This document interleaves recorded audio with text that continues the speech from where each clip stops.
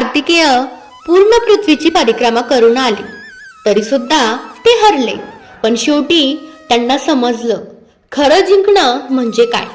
गणेशाने आई वडिलांची प्रदक्षिणा करून स्पर्धा जिंकली आणि महादेवांनी त्यांना सर्वात श्रेष्ठ घोषित केलं. हे ऐकताच कार्तिकेय थोडे अस्वस्थ झाले.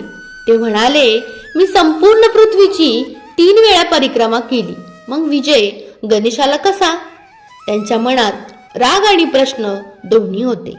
हे सगळं पाहून पार्वतीला खूप वाईट वाटलं, पण महादेव शांत होते. कार्तिकेय रागाने कैलास सोडून दूर निघून गेले. ते एकटे राहू लागले आणि त्या एकांतात ते सतत विचार करू लागले, मी चुकलो कुठे? हळूहळू त्यांना जाणवलं, मी फक्त वेगावर विश्वास ठेवला. पण गणेशाने विचार करून निर्णय घेतला. त्यांना समजलं ही स्पर्धा फक्त वेगाची नव्हती, तर समज आणि श्रद्धेची होती. काही दिवसांनी कार्तिकेय परत कैलासावर आले. ते थेट गणेशाकडे गेले आणि नम्रतेने म्हणाले, भाऊ, तू खरंच योग्य जिंकला आहेस, कारण तू मला एक महत्वाचा धडा शिकवला. गणेश हसून म्हणाले, खरं ज्ञान म्हणजे आपल्या चुका ओळखणं आणि त्यातून शिकणं.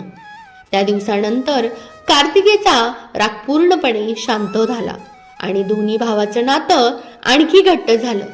या कथेचा खरा अर्थ फक्त ताकद किंवा वेग नाही, तर योग्य विचार आणि नम्रता आपल्याला महान बनवतात.